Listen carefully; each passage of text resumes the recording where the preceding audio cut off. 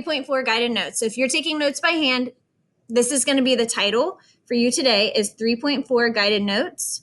And then you'll also be doing some skills. So you could label it and skills if you wanted to. And the topic today is slope-intercept form. So the first thing we're going to do is just walk through a series of kind of prompts here. So if you're writing your notes by hand, all I want you to write down is graph 3 lines with a slope of 1/2. That's essentially what we're doing right here. We're going to be graphing 3 different lines, and they're each going to have a slope of 1/2. But I want to graph 3 different lines, all with a slope of 1/2. So that is kind of the trick here. So first of all, we're going to graph a line with a slope of 1/2. We need to review what slope means and what a slope of 1/2 would mean.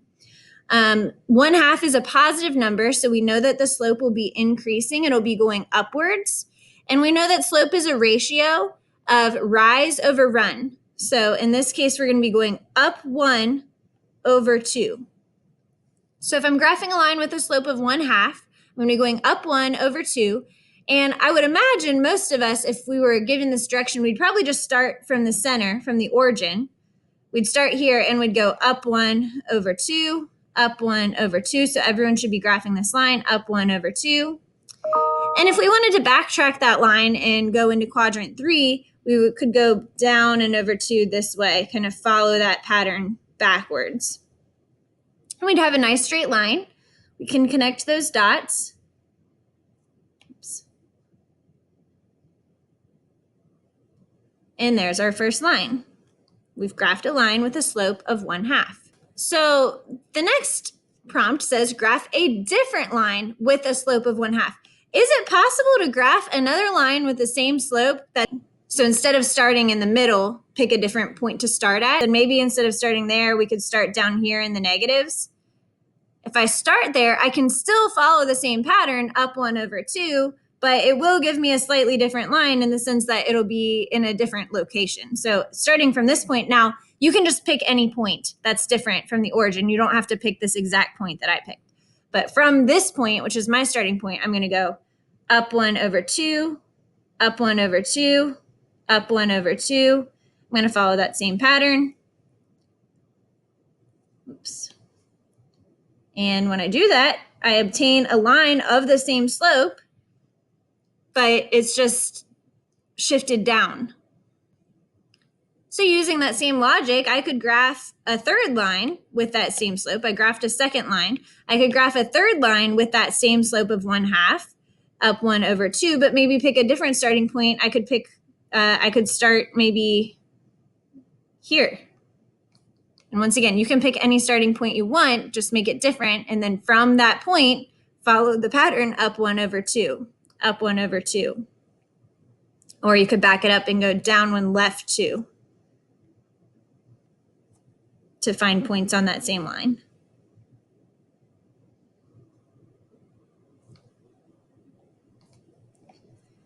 So here we have 3 unique lines, all with the same slope. And I think we could probably graph many, many more lines of the same slope. In fact, we could actually graph an infinite number of lines that have a slope of 1/2 just by adjusting the starting points ever so slightly. We could actually graph an infinite number of lines. So the question that I have now, and if you're handwriting these, I just want you to write similarities, question mark, and then differences, question mark. We've kind of already talked about these, but I just want to emphasize, looking at these 3 lines, what is something that is the same about all 3 of these lines? They have the same slope. They're all following the slope pattern of up 1 over 2.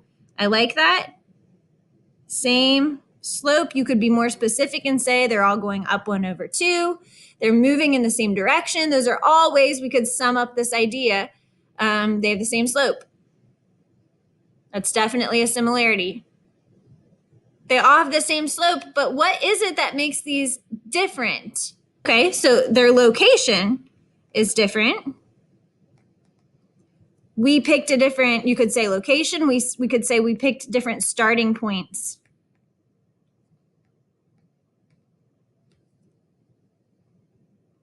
They have different location, different starting points. That is what's different about these lines. They have the same steepness. They're moving in the same direction, but they all have a slightly different location or starting point on the graph. So that is the main idea that we want to take from that. So next we're going to move into some review of vocabulary. So if you're taking notes by hand, I'll try and condense these for you. You do need to write down the word slope. This is review. Remember, slope is the steepness of a line. And then instead of writing represented as a ratio of vertical change, rise over horizontal change, you can just write steepness of a line, rise over run. Rise meaning up or down. Run, we always move to the right. So you can skip the rest of that and just sum it up by saying rise over run. That's how we calculate and think about slope. Next is some new vocabulary. We have the word intercept. Do we have any football players out there? Anyone who watches football? Well, in football, there's a word you might hear of an interception. An interception is basically this. You don't have to draw this out if you don't want to, but basically a player is trying to pass the football to someone else on his team. This is the goal, is for the ball to reach from player A to player B. An interception happens with someone from the opposing team. They interfere and they grab the ball and stop it on its way to the goal. So it's kind of a point of intersection, you could call it, because this person intercepts the ball. They cut it off before it can reach its final goal. So the word that can kind of help us think through an intercept in mathematics, it's the point where a graph crosses an axis. If you're handwriting, just write that. And then it's expressed as an ordered pair. So if you're handwriting, you can just write the point where a graph crosses an axis and then write x comma y. You're going to write x comma y because it's expressed as a point or an ordered pair. If an intercept is the point where a graph crosses an axis, if we're thinking about our coordinate plane, we have two axes, right? We have, and this sketch might actually be helpful to draw this. We have the x-axis and the y-axis. So if we imagine a line, I'll just draw a line that looks like this, going down. If it's the point where a graph crosses an axis, well, we have actually two of those points of intersection here. If we look here, I have a point where my line is crossing the y-axis. It's crossing that vertical axis. And so the point where my graph crosses the y-axis is called the y-intercept. So that's one of the vocab. Where the graph crosses the y-axis is the y-intercept. It's where that line intersects with the x-axis, or sorry, the y-axis. And then if we follow this line down, it also intersects with the x-axis. And so that's called the x-intercept, where the graph crosses the x-axis. So those are also important words to get written down. And just write those full definitions. That'll be important. And that picture would also be helpful. And then you could write y-intercept, and you could write x-intercept if you want to. All of this conversation can kind of lead us to this idea. And going back to the activity we did at the beginning with graphing 3 different lines of different slopes, I think we can see now that just knowing the slope of a line is not enough. So say we were playing a game where I was imagining a line in my head and I said, okay, it has a slope of 1/2, as we already did. Is that enough information for you to guess my line correctly? No, because as we saw up here, there's an infinite number of lines that have a slope of 1/2. If I'm thinking of one in particular, I need to give you more information. Specifically, I have to give you a point as a reference. I could give you any point. I could give you, like if we're looking at the green line, if I gave you this point, you could use that as a starting point and go up 1 over 2, up 1 over 2, backtrack, and you would find the line. I could really give you any point, but a particular point that is helpful is possibly the y-intercept. All of these lines cross the y-axis, so we can use that as a guide point. If I give you the y-intercept, I tell you where it crosses, and then I also give you the slope, well, then you can put a dot on the y-axis and then count your slope to the right and to the left, and you would have the correct line. So that is the idea. Whoops. That is the foundation of slope-intercept form. And that's the next definition that you'll need to jot down. Slope-intercept form is a way to write the equation of a line, which is defined by the slope and the y-intercept. And so if you're handwriting your notes, really all you need to do is write slope-intercept form. It's the equation of a line, and you can write this down right here. You don't need to write all of that definition down. This is what slope-intercept form is. It's the equation of a line. It's a way of me expressing to you the line that I want to communicate. And this is a linear equation that can be graphed. And the two things that we need to be able to pick out of slope-intercept form are the slope and the y-intercept. In this case, and forevermore, the letter B is going to represent the y-intercept. So I know these letters don't make a lot of sense, but we already know that the letter M represents slope. But now we're learning that the letter B represents the y-intercept, and that's where the graph crosses the y-axis. So if you see anything in that form, you know it's a line, and we can graph a line with that formula. So here's an example. I'm giving you the equation y equals 1/4 x minus 1. The way this works is we use this model equation, y equals mx plus b, and then we can look at an equation with real numbers, and we can pick out the slope, and we can pick out the y-intercept. So in this example here, it's already in the correct format. Y equals, the number that comes before x is always the slope. However, a couple of things we may want to notice. In this form, the y is completely by itself, and then we have a number in front of x, and then plus or minus another number. So in this case, if we were to do y equals mx plus b, we would see that my slope is 1/4. So my slope is 1/4. That's my m value. If we're following this formula, y equals mx plus b, then we can see we also have a b value. Now this might be confusing because there's supposed to be a plus and there's not a plus, but you could always think of this as plus a -1. So all that tells us is that my b value is actually a -1 instead of a +1.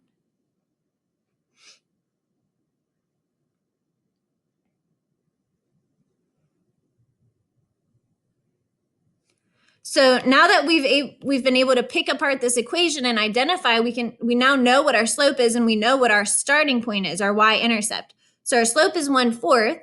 That's a positive number, rise over run. So that means that my line is going to be going up 1 over 4. That's the pattern that's going to be followed. And my starting point is going to be -1 on the y-axis. So it's going to be the point 0, -1. That's where the graph crosses the y-axis, at the point 0, -1. So it might be helpful as we're getting started to make those notes that I just made in yellow, even on the practice that you do on your own, is to draw those arrows for up and over and then write your intercept as a point so that you don't get confused about that. And so this is how we would graph it. I'm going to start with my b value, which is my y-intercept. Y-intercept meaning I'm just going to go down to 0, -1, which is right here. That's my starting point. And then from that starting point, I'm going to follow the pattern up 1 over 1, 2, 3, 4, which in this case puts me at the point 4, 0.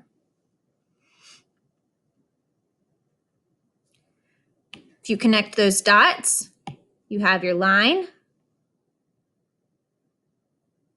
It only takes 2 points to make a line. And so we should all have the exact same line because we use the same starting point and we use the same slope. We can now work with equations and we can work with graphs, and we can go back and forth. We can look at a graph and we should be able to write an equation, and we should be able to take an equation and create a graph. So first we're going to practice writing an equation by looking at a graph. So for slope-intercept form, we only need two things. We only need slope, which is m, and the y-intercept, which is b. So in this first example where we're writing an equation, I'm just going to first identify my y-intercept first, my b value. The y-intercept is where the graph crosses the y-axis, which is right here. I realize if you're handwriting notes, you might be copying this graph down. Just get the general kind of shape of it. You don't need to fill in all the grid lines and everything, but it has 2 points, 0, 3, and 3, 0. Connect those dots and you should be good. So the y-intercept is where the graph crosses the y-axis. Where does this graph cross the y-axis? At the point 0, 3, right here. So we could write that as a point, or I could just say my b value is 3. I'm going to cross at the y value of 3. So you could write 3 or 0, 3 is fine.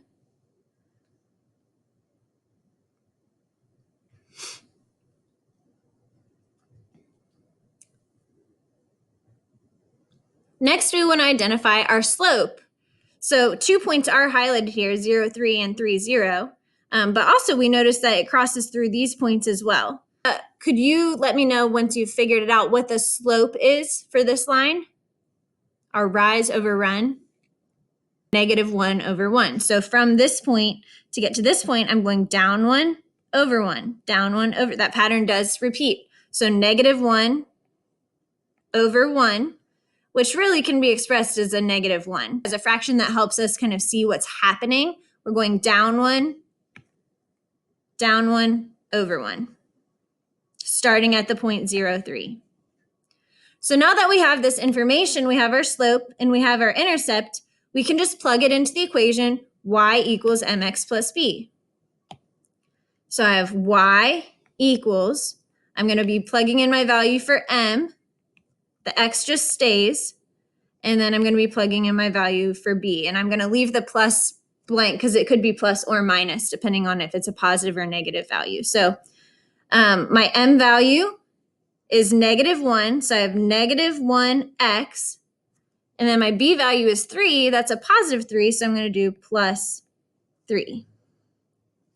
So the equation of this line is y equals -1x plus 3. Next, we're just going to do it the opposite way. We're going to go from the equation to the graph.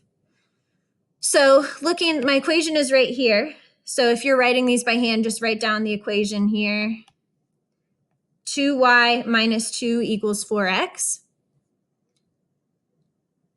We're going to identify m and b, and then from there we can graph our line very easily. So the first thing, if I'm going to try and identify m and b, I need this to be in slope-intercept form, which is y equals mx plus b. Does this look like that? Do these look like they're written in the same format? No, this one is 2y minus 2 equals 4x. It's not in the form y equals mx plus b. So the first thing that we have to do here is use some algebra skills to get this in the correct format. You can't pick out your m or your b until it's in the format y equals mx plus b. So my goal here is to get the y. I'm going to solve for y, meaning I'm going to get the y all by itself on the left-hand side, and then I'm going to put mx and then plus b. So that's my goal. So right now the y is not completely by itself. I have 2y minus 2. So we need to think back to our solving equation skills. And if I'm trying to get this y all by itself, then I need to just start working on moving everything else to the other side. So the first thing that I would do here is I would get rid of this 2. So -2 plus 2 is 0. That cancels, and I'm left with 2y equals 4x plus 2. Now, this is starting to look better. I've got 2y equals 4x plus 2. So the right-hand side looks about right. mx plus b, 4x plus 2. The problem is my y still isn't completely alone. I have a 2 in front of it, and I need to get it all by itself. So the way that we get rid of that 2 is by dividing it, because it's 2 times y. I undo that by dividing. Now, when I divide on the left-hand side by 2, I have to do the golden rule. What I do to one side, I must do to the other side. So I need to divide this whole side by 2. In other words, how I'm going to have you write it is we need to divide each item by 2. Every single item needs to get divided by 2. If I do it to one thing, I have to do it to everything. So 2 divided by 2 is 1, leaving me with just a y equals, actually I'm going to put this in, y equals 4 over 2 is 2, we keep the x, plus 2 over 2 is 1. So I just simplified each of these fractions. 2 divided by 2 was 1y, 4 over 2 is 2, 2 over 2 is 1. That's how I got the equation y equals 2x plus 1. And now, yes, this does look correct because I have y equals mx plus b. So I can easily pick out my m value and my b value. What would my m value be? What is my slope based on this equation? 2 over 1 because it says 2, but sometimes that can be a little confusing to think about because we need a rise and a run. So anytime you have a whole number, you can just write it as a fraction over 1. So that tells us my slope is going to follow a pattern of up 2 over 1. What's my b value based on this equation? Positive 1. So my b value is 1. If you want to think of that in terms of a point, since it's a y-intercept, it's going to be the point 0, 1. That'll be my starting point. So now that I have my m value, my m value, 2 over 1, and my b value, 1, I can graph this. Starting with my starting point, which is on the y-axis at 1. And then from that point, I'm going to follow the slope pattern up 2 over 1. It's a pretty steep line. Can also continue that pattern backwards by going down to left 1. If I connect those dots, I should have a nice straight line. So that's how I can take an equation and find the graph based on the equation.